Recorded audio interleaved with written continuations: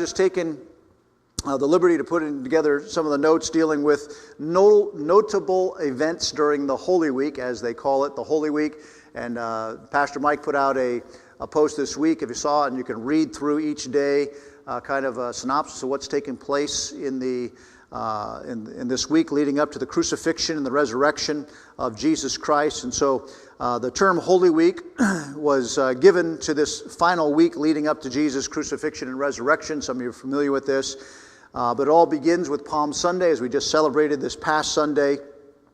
And then we have different gospel accounts. It's kind of interesting as you study Matthew, Mark, Luke, and John, the perspective that they have as they look at all the different conversations and experiences that Jesus had with different people. They don't all record the same exact information. And I think that's kind of fascinating as you study it out, and I've tried several times to kind of map out, okay, what's going on here, what's going on there, why did he present this, and this other writer did not even put that in there at all. It's very interesting. If you start studying the scriptures, you start seeing how it's lined up. And so with that, I cannot go into all those details, but I just want to highlight some of the things that are found here. So if you want to start with me in Matthew chapter 21, we know based on this past Sunday, this was the message on the triumphal entry. And so I'm just going to hit the highlights here real quick. And so beginning in verse number 1, Matthew 21, verse number 1, we see it says here, and when they drew nigh unto Jerusalem, and they were come to Bethphage, unto the Mount of Olives, they sent to Jesus two disciples, saying, Go into the village over against you, and straightway you shall find an ass and tied and a colt with her. Loose them and bring them unto me. And so we realize this is preceding Jesus being welcomed into Jerusalem. And I'm not going to re-preach Sunday's message by any means, but just kind of setting the tone. So this was on Sunday. This took place. And then Monday we have an interesting interaction. If you look at Matthew chapter 21, beginning in verse number 18, it says, Now in the morning as he returned into the city, so he would go back to Bethany and then go back into Jerusalem. In the evening he would go back out and then come back in. Then also he went to Gethsemane and came back in the next day. So as we read through this, you understand from the different Gospels, you have to kind of put each puzzle piece back in here to kind of get a good flow. And so I'm giving you an abbreviated flow of what's taking place here. So after his triumphal entry and now going into Monday, we see that now in the morning as he returned to the city, he hungered. And when he saw a fig tree in the way, he came to it and found nothing thereon, but leaves only, and said unto it, Let no fruit grow on thee henceforth forever.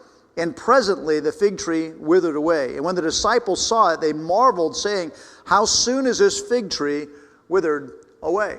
And so here we have a remarkable situation where, if you're familiar with the fig trees there, when the leaves were in bloom on the fig trees, the figs were also there. And Jesus obviously is used this as an object lesson. Many people refer to the fig tree as a representation of Israel, and the fact that they were dried up spiritually. And so the fact that they were there, they were alive physically, but there was no spirituality there. There was no true understanding of who Jesus was. And this is used as an illustration to understand the spiritual state as Jesus was seeing it. Notice it says here in verse number 21, And Jesus answered and said unto them, Verily, verily, I say unto thee, if ye have faith and doubt not, ye shall not only do this which is done to the fig tree, but also, if ye shall say unto this mountain, Be thou removed, and be thou cast into the sea, it shall be done. In all things whatsoever ye shall ask in prayer, believing, ye shall receive. And so it's a fascinating statement here that Jesus uses this as an object lesson to say to his disciples, if you truly believe and you truly need answers of prayer, you can do even more than what you've seen here. And I think he's preparing his disciples for what is to come, even though we know they still struggled for a while to come to full understanding of what Jesus was trying to communicate to them. And so on Monday we see this, the cursing of the fig tree, but then we also see the cleansing of the temple in verse number 12 and 13. It says, And Jesus went into the temple. And if we read this straight through, we think all this happened on the same day almost. But yet when you go back and forth to the other Gospels, you start putting in, okay, this kind of fell in here, this kind of fell in here. So we're at Monday, cursing the fig tree. We're at the temple. And it says, and Jesus went into the temple and cast out all of them that sold and bought in the temple, and overthrew the tables and the money changers and the seats of them that sold doves. And he said unto them, it is written, excuse me, my house shall be called the house of prayer, but ye have made it a den of thieves.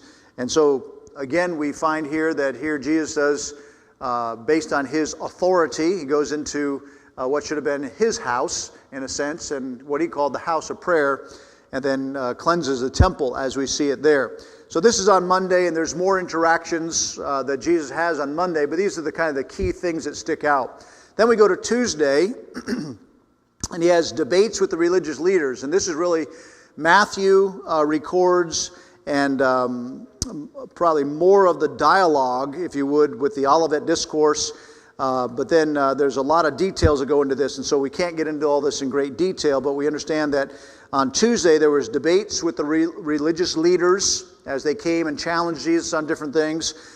Then the Olivet Discourse, which covers Matthew 24, 25, and that's one where a lot of people really focus on that because of prophecy and trying to figure out where all this fits in. And then, of course, on this same day, Judas goes out to make a deal to betray Jesus. And so all these are key events on Tuesday that take place. And just for a reading here, if you want to look at Matthew chapter 21, verse number 23. And when he was come into the temple, the chief priests and elders of the people came unto him as he was teaching. By what authority doest thou these things? And who gave thee this authority? So we see the challenge to his authority, which then launches into quite a lengthy conversation, and Jesus using parables that they didn't understand. And so this goes back and forth here for a little while. Then I want you to notice in Matthew chapter 24, we see what is called the Olivet Discourse. And starting in verse number 1, it says, and Jesus went out and departed from the temple, and his disciples came to him to show him the buildings of the temple. And Jesus said unto them, see ye not all these things? Verily I say unto you, there shall not be left here one stone upon another that shall not be thrown down. And as he sat upon the Mount of Olives, the disciples came to him privately, saying, tell us, when shall these things be? And what shall be the sign of thy coming and of the end of the world? So there's three main questions that they asked Jesus Christ, which he does not, at this particular point, answer in detail, but he kind of gives them an overview of the things that will come. And a lot of time is spent on this particular passage of Scripture, trying to figure out the timing of the end times and whatnot. So it's what is known as the Olivet Discourse. And so that is something that also that we just kind of mark as another major event during this time. Then if you turn to Matthew chapter 26, this is all on Tuesday, the debates with the religious leaders, the Olivet Discourse. And then Matthew 26 and verse number 14, it says there, then one of the 12, well, let's go back up to verse number 10 just to kind of give you a setting here. When Jesus understood it, he said unto them, why trouble ye the woman? And so we have this woman that was anointed Jesus during this particular time, and they kind of bickered about it and said this could have been sold for so much money. And so who do you think that was? And then verse 10, when Jesus understood it, he said unto them, why trouble ye the woman? For she hath wrought a good work upon me. For ye have the poor always with you, but me ye have not always. For in that she hath poured this ointment on my body, she did it for my what? My burial. So this is a major statement of Jesus, all on this particular day. Verse number 13, verily I say unto you, wheresoever this gospel shall be preached in the whole world, there shall also this that this woman hath done be told for a memorial of her. Verse 14 then one of the 12, called Judas Iscariot, went unto the chief priests and said unto them, what will ye give me? And I will deliver him unto you. And they covenanted with him for 30 pieces of silver. And so again, we see the betrayal now of Judas. So Tuesday, we have the debates with the religious leaders. which is a lot of information. The Olivet Discourse, a lot of information. And then, of course, this setting of the anointing and then Judas going out to betray Jesus. All right, on Wednesday, there's some debate here, but there's most people agree that not much went on Wednesday. No doubt he was still obviously going about his typical daily life. Maybe that's why we call it Hump Day. You know, just kind of like, okay, it's the middle of the week. What do you do on Wednesday? No? Okay. Sorry, I had to throw something in there because we really don't know much about what's going on Wednesday, except I'm sure somewhat of the same. And so then we moved to Thursday. And so on Thursday, some of you probably heard this. I've had people ask me, say, Pastor, what in the world does Maundy mean? Why do they call it Maundy Thursday? And that's not a familiar term in certain evangelical circles, but it's becoming more and more popular again in our particular time. But Maundy is a Latin word for commandment or for mandates. And this goes back to what Jesus was teaching in John chapter number 13. He was teaching his disciples. This coincides with this particular time. And he was teaching them, and he gave them a commandment. Does anybody remember what the commandment was in John chapter 13, verse number 34? Nobody wants to say it out loud. I know you know it. A new commandment give I unto you, that you do what? Love one another as I have loved you. Even so love ye one another. And so it's in reference to this. And again, this comes up with the Catholic tradition. They coined a lot of the terminology that we use in Christianity today because of their domination, if you would, back in the earlier days of Christianity. And so Maundy Thursday is the idea of the command to love one another, but yet we call it Thursday, or this Thursday of the Passover week. So we have the Passover meal that is happening on this particular day. That evening, Jesus sends the disciples to get the room ready for the Passover meal. It'll be the same night that he institutes the Lord's Supper. But then they have the upper room discourse, which only John puts in the details about the upper room discourse, which is kind of interesting. John has unique information that some of the other Gospels did not put in there. So we're going to turn to that in just a moment. But then also John records the teachings on the way to Gethsemane for the evening. He records more of the teachings and the conversations than the other Gospels do. And so if you would, let's look at John chapter number 13, beginning in verse number 2. And I just find this interesting why one of the Gospel writers record this and the others do not make it a precedent to record it. So was it what they were hearing, what God reminded them of, so when they wrote the Gospels, not having to be too redundant with other things that were said? And so in John chapter 13, beginning in verse number 2, and supper being ended, the devil having now put into the heart of Judas Iscariot, Simon's son, to betray him, Jesus, knowing that the Father had given all things into his hands and that he was come from God and went to God, he rises from the supper and laid aside his garments and took a towel and girded himself. After that he poured water into a basin and began to wash his disciples' feet and to wipe them with the towel wherewith he was girded. Then comes he to Simon Peter, and Peter saith unto him, Lord, dost thou wash my feet? Jesus answered and said unto him, What I do thou knowest not now, but thou shalt know hereafter. Peter saith unto him, Thou shalt never wash my feet. Jesus answered him, If I wash thee not, thou hast no part with me. Simon Peter saith unto him, Lord, not my feet only, but also my hands and my head. And Jesus said unto him, He that is washed needeth not to save to wash his feet, but is clean every whit, and ye are clean, but not all. For he knew who should betray him. Therefore said he, Ye are not all clean. So after that he washed their feet, and he had taken his garments, he was set down again and said unto them, Know ye what I have done to you? So here he asked this question, Know ye what I have done to you? Ye call me Master and Lord, and ye say, Well, for so I am. If I then, your Lord and Master, have washed your feet, you also ought to wash one another's feet. For I have given you an example, that you should do as I have done to you. So again, Jesus is setting the example here of what true servant leadership looks like. They look at Jesus, here's God in the flesh. He knew what was coming here in just a few hours for him.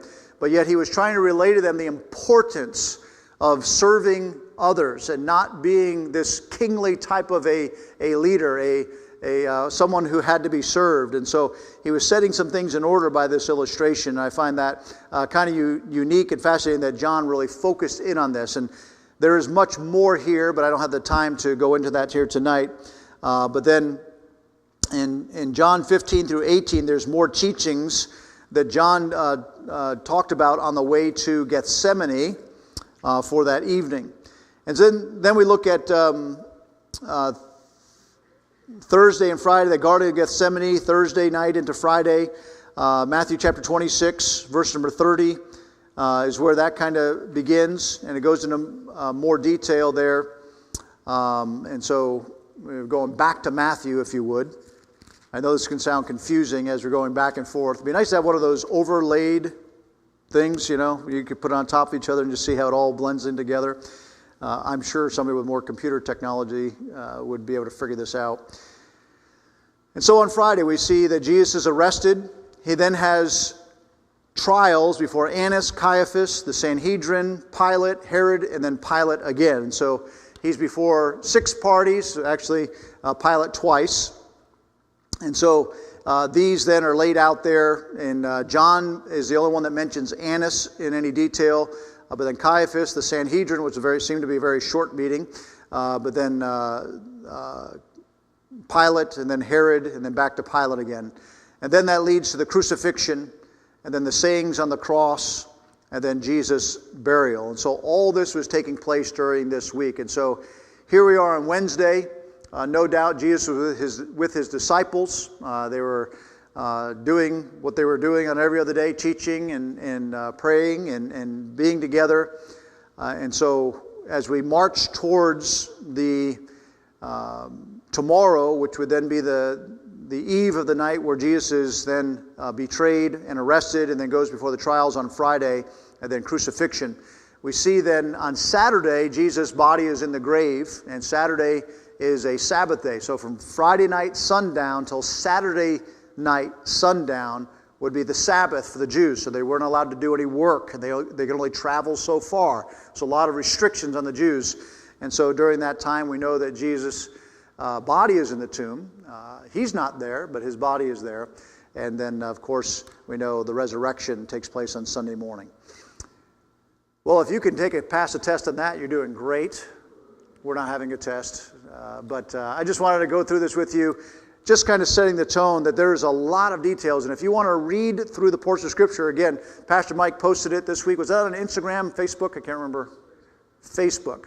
And just kind of gives you all the, each day, what was taking place each day, kind of a synopsis, but it's all the verses you can go to and read through that. And that really does kind of get it in your head as best you can to understand this tracking up to the crucifixion and then, of course, the resurrection.